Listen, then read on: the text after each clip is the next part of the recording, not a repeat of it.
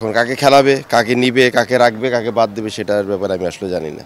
হামজা আসবে 10 তারিখে আর সমিত আসতেছে 11 তারিখে এবং হামজা আসবে হলো দুপুর 12টার দিকে, সমিত আসবে রাতে 12টার দিকে। না, 11 তারিখ রাতে হলো মানে 12 তারিখ পড়ে যাবে সমিতের আসাটা, কিন্তু ওইভাবে আমরা করেছি।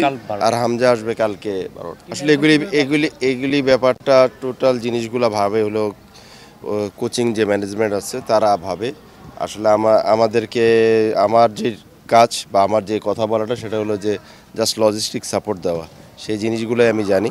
এখন কাকে খেলাবে, কাকে নিবে, কাকে রাখবে, কাকে বাদ দেবে সেটার ব্যাপারে আমি আসলে জানি না। অ্যাকচুয়ালি সেটা তো তার প্রফেশন, সেখানে আছে, কিন্তু আমি এখন পর্যন্ত এরকম কোনো পাইনি যে কেউ মানে কোচিং এরা আমাকে বলেনি যে এরকম দেখবে।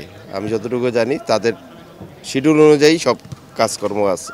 না, আমরা তো 12 তারিখে আমরা মাঠ পাচ্ছি, ওখানে 8 তারিখ থেকে 12 তারিখে মাঠ পাওয়া যাবে এবং 12 তারিখ ওখানে ট্রেনিং করব, কারণ ওইটা 13 তারিখে যেহেতু ম্যাচ আছে নেপালের সাথে। তো এই পর্যন্তই।